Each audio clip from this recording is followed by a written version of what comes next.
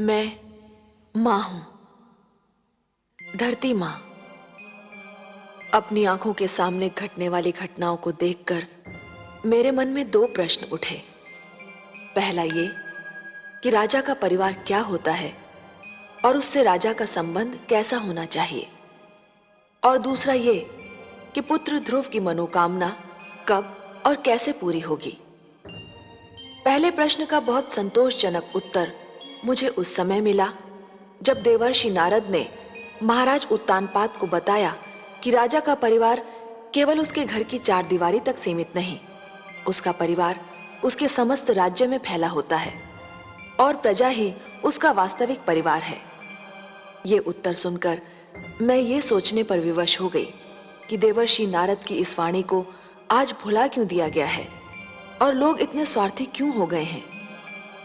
परंतु दूसरे प्रश्न के विषय में मेरी चिंता ज्यों की त्यों बनी हुई है, क्योंकि जब मैंने भगवान विष्णु को यह कहते सुना कि वे केवल एक भक्त के लिए ईश्वरत्व की गरिमा का त्याग नहीं कर सकते, तो मैं समझ गई कि पुत्र ध्रुव के संकट का समाधान अभी दूर है। संभवतः उसे और दुख झेलना है और परीक्षा देनी है, और ये सोचकर मैं और माता लक्ष्मी दोनों दुखी हैं।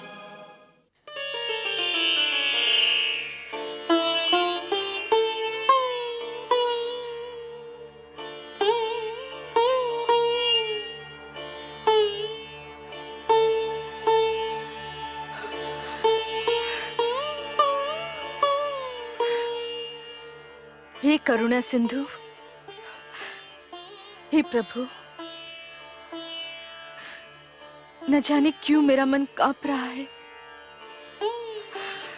कोई डरावना भय मेरे मन को व्याकुल कर रहा है।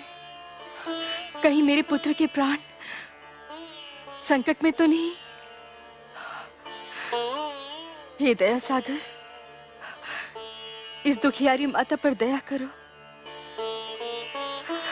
मेरे पुत्र की रक्षा करो प्रभु, मेरे पुत्र की रक्षा करो प्रभु, मेरे पुत्र की रक्षा करो।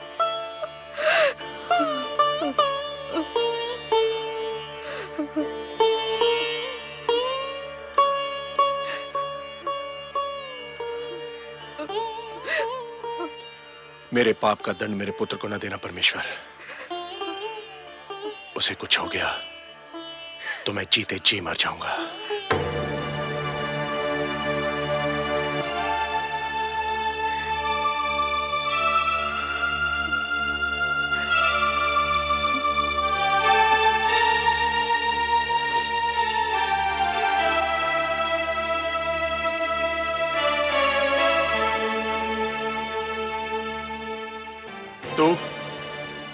तू क्या करने आई है यहां? इसकी ममता के संसार में आग लगाकर उसके जलने का दृश्य देखने आई है? नहीं महाराज। क्या मिला तुझे हमारा सुख चैन छीन कर? धिक्कार है तुझे।